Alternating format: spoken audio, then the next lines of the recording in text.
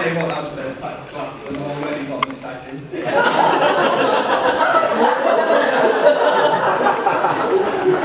the toe down.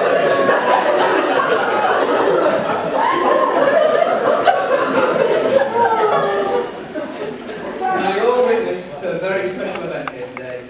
An answer to prayer, or miracle, if you will. Because 10 years ago, I found myself gagged and bound in a bath by David, who'd left a cold water tap room. I remember praying as the water lapped somewhere around my chin, "Dear God, give me a chance to get my own back."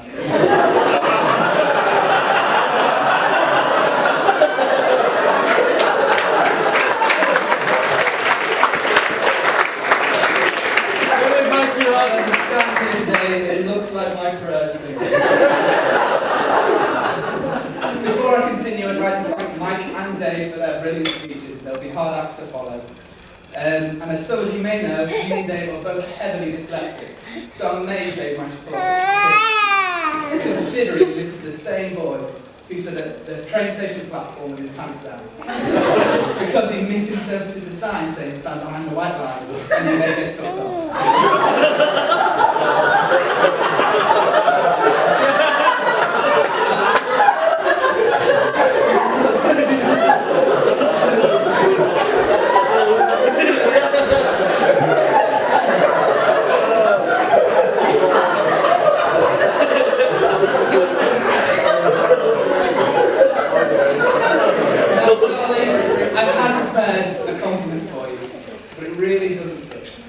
Absolutely stunning today. It just looks better than I could have imagined.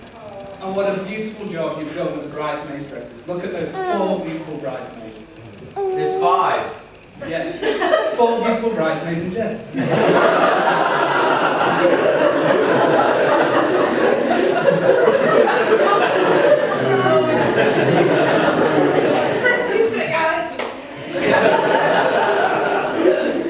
There's been a lot of people behind the scenes that have been absolutely crucial to making this wedding happen.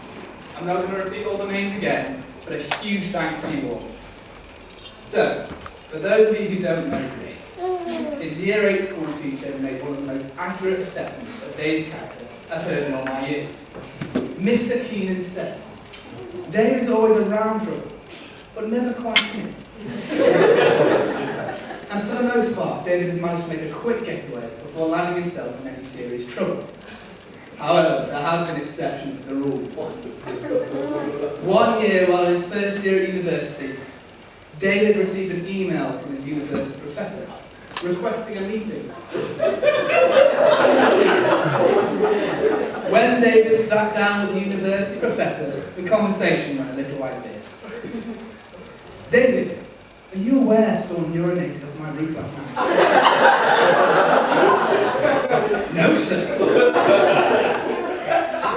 "So you and your friends wouldn't know anything about who did it?" "Absolutely not, sir." "So it seems logical to assume that you and your friends had absolutely nothing to do with it." "That would be the logical conclusion, sir." "That's funny," the professor remarked. "Why?" David answered. "Because this looks a lot like you," the professor said as he turned all around his laptop. Now, unfortunately, I couldn't have the picture here for obvious reasons. But on the professor's screen, if you can imagine, was David, with a beer in one hand and his mister in the other, smiling that smile that can only come from the relief as he stood on the top of the university's building. As you can imagine, David paid the fine, but the tulips outside the professor's window never looked so good. Now, we have some special guests. We have some special guests here today. 1 or 2 of David's ex-girlfriends are in the crowd. I'm not going to mention any names, but now David's got married, I think it would be appropriate if you'd all come up and hand in your keys. So if you'd like to all come up and hand in your keys, please.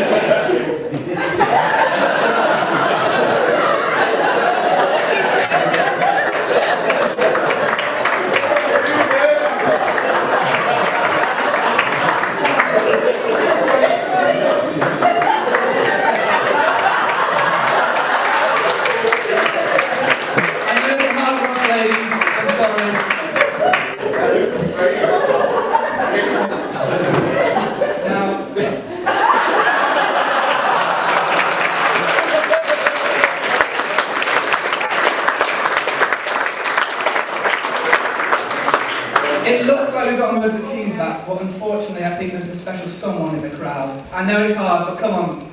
It's time to move on. It's time to move on.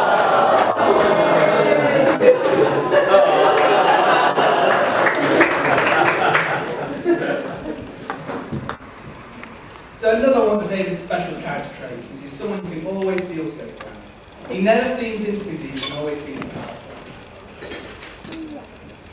One such time, when a lesser man would have found himself completely puffled, papping on a stand, David found himself in a shady club, gagged and bound to a pole, with a belt being tightened around his neck. Yet he still seemed to have a smile on his face. When David was stripped down to his briefs, the smile seemed to fade, but he still had a look of control.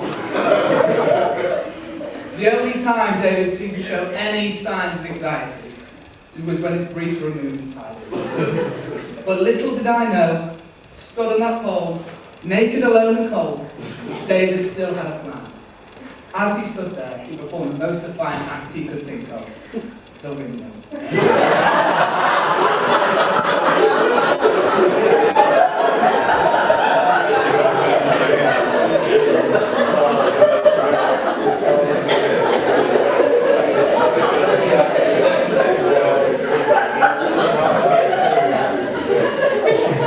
At universities where Dave and Charlie first met, they were dancing with other people and their eyes met over the shoulders of their dance partners.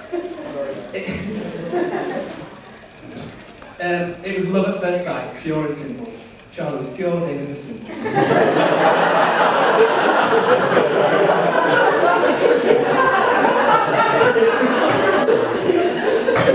Since then, their relationship has continued to grow, and that's why we're here today. It's not hard to see why Dave and Charlie are so well suited. Charlie is a tall girl, she's clever, she's intelligent, she's pretty, she's funny, and you know what they say, opposites attract.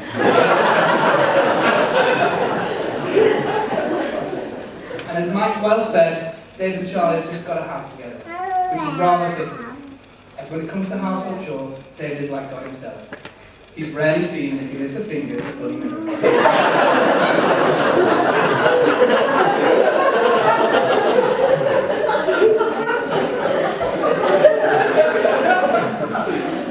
Now with your marriage and your house, it's amazing to see how your two lives are moving forward together.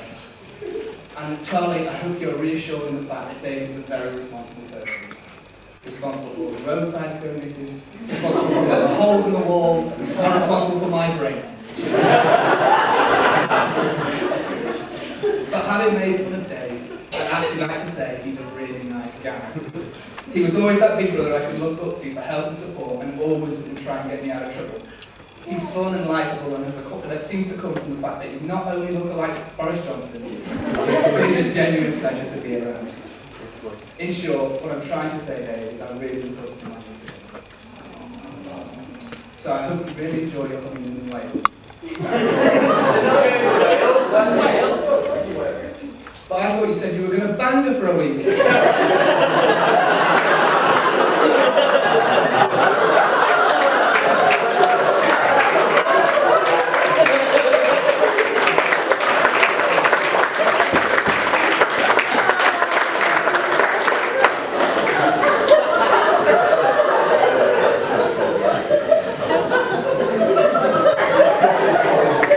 So for the second time tonight, let's raise our glasses to the bride and groom.